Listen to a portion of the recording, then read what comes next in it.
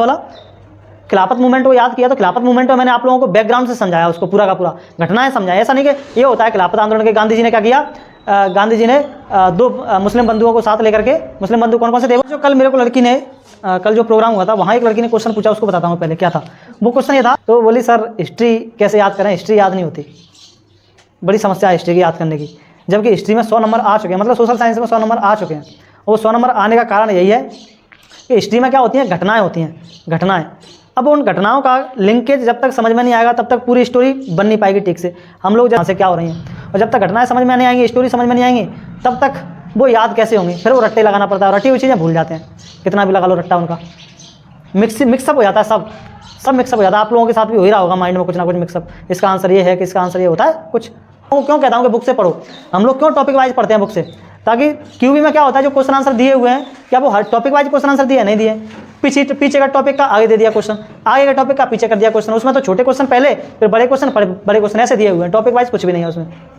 Topic wise पढ़ने से होता है कि आप लोगों को पूरी की पूरी स्टोरी याद रहती है, घटना याद रहती है कि कहाँ से कैसे चीज़ें चली आ रही हैं। जैसे मैंने आप लोगों को एक क्वेश्चन समझाया था, कौन सा वाला, खिलाफत मूवमेंट को याद किया, तो खिलाफत मूवमेंट में मैंने आप लोगों को बैकग्राउंड से समझाया, उसको पूरा का पूरा घटनाएं समझाया। ऐसा नहीं कि ये होता है खिलाफत आंदोलन के गांधी जी ने क्या किया, गांधी जी ने दो मुस्लिम बंधुओं को साथ लेकर के, मुस्लिम बंधु कौन कौन से थे, वो शौकत अली और मोहम्मद अली, कि गांधी जी ने मोहम्मद अली और शौकत अली को साथ में लेकर के एक आंदोलन किया अंग्रेजों के खिलाफ, इसी को कहते हैं क्या, खिलाफत आंदोलन। ये तो हो गया रट्टा लगाना, लेकिन मैंने आप लोगों को बिल्कुल बैकग्राउंड से जाकर के समझाया था कि खिलाफत आंदोलन होता क्या है, हुआ क्यों।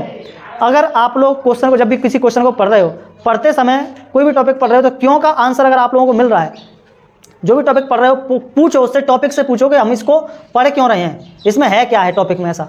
अगर आप लोग इस तरह से पढ़ते हो, क्यों, कब, कैसे, इनके आंसर अगर खोजते हुए पढ़ोगे तो वो टॉपिक आप रट नहीं रहे हो, उस टॉपिक को क्या कर रहे हो, समझ रहे हो। जैसे खिलाफत आंदोलन की बात करें अपन, तो खिलाफत आंदोलन क्यों हुआ था, क्योंकि अंग्रेजों का शासन था पूरी दुनिया भर में।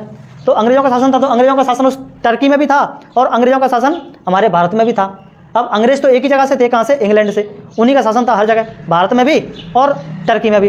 तो टर्की में हुआ ये कि अंग्रेजों ने जो मुस्लिमों का जो पद होता है ना, मुस्लिमों में एक धर्मगुरु का पद होता है जिस पद का नाम होता है खलीफा, है ना। तो टर्की में जो खलीफा बैठता था वो टर्की में बैठता था, तो उस खलीफा को क्या कर दिया, उसके पद से अंग्रेजों ने हटा दिया।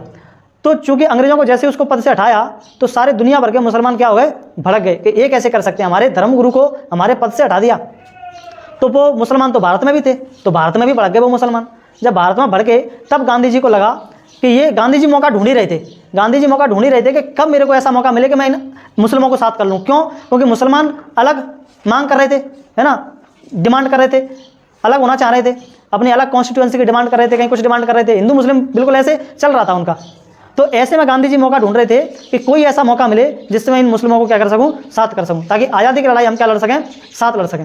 ठीक है, तब फिर उनको ये मौका मिला और उन्होंने सोचा कि ये मौका मुझे, अगर मैंने अभी इस मौके का फ़ायदा नहीं उठाया, यानी कि अभी अगर मैंने मुस्लिमों का साथ नहीं दिया, तो मुझे मुस्लिमों का साथ अगले 100 साल तक मिलने वाला है नहीं। तो गांधी जी ने तुरंत 2 मुस्लिम नेताओं को ढूंढा, जो कि थे शौकत अली और मोहम्मद अली, दोनों भाई थे, उनको साथ में लिया और पूरे भारत का भ्रमण कराया, उनको साथ में लेकर के सारे मुसलमानों से वो मिले और सारे मुसलमानों को अंग्रेजों के खिलाफ आंदोलन करने के लिए क्या किया, तैयार किया। तो इसको अपन कहते हैं क्या, खिलाफत आंदोलन। अब तुम्हें 2 नंबर का पूछेगा, मैंने तुम्हें निबंध समझा दिया पूरा। अगर आप लोगों ने समझ लिया और आपको थोड़ा बहुत भी अगर इंग्लिश अच्छी है, आप लोग जैसे इंग्लिश मीडियम वाले बच्चों के लिए, हिंदी मीडियम वाला तो कर ही देगा, इंग्लिश मीडियम वालों की थोड़ी भी इंग्लिश अच्छी है तो सेंटेंस का ट्रांसलेशन कर करके लिख देगा, तब भी उसको नंबर इसमें मिल जाएंगे। और विशाल ने यही किया था। जो ऐसे मैंने आप लोगों को स्टोरी सुनाई, शायद आप लोग भी इस स्टोरी को सुना सकते हैं, अभी इस हालत में होंगे, सुनाने की हालत में, कि सुना देंगे। तो आप लोगों को चीज़ों को रटना नहीं है, ठीक है, आप लोगों को समझा दिया गया। उसके बाद आप लोगों को पता है क्यों दिक्कत होती है, मैंने समझा दिया, आप लोग याद कब कर रहे हो उसको, 3 दिन बाद। यहाँ सबसे बड़ी प्रॉब्लम है, जब समझाया जा रहा है उसके घर पर तुरंत जा करके अगर उसको याद कर लें तो चीज़ें वो याद हो सकती हैं। तुम डिले कर देते हो उसको, डिले करने के बाद फिर वो डिले हो जाता है, माइंड से निकल जाता है कि सर ने क्या समझाया था, फिर तुम्हें वो क्या करना पड़ता है, रट्टा ही लगाना पड़ता है। इसलिए जो समझाया जा रहा है आप लोगों को क्लास में, उसको घर पर जाकर तुरंत के तुरंत याद करो, और हो सके तो अपनी लैंग्वेज में क्वेश्चन आंसर को बना लो, जैसे मैंने समझाया।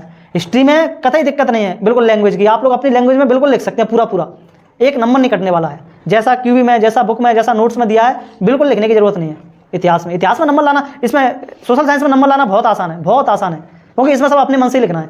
अगर बच्चा थोड़ा समझ ले, है ना, उन कहानियों को, और अपनी लैंग्वेज में लिख ले उसको, बहुत आसान है, याद ही करने की जरूरत नहीं है, पर बच्चे इसी में सबसे ज़्यादा परेशान रहते हैं, सर कैसे याद करें, क्योंकि वो लगाना चाहते हैं क्या, रट्टा, रट्टा लगता नहीं है, रट्टी हुई चीज़ें याद होती नहीं है, दिक्कत ही है।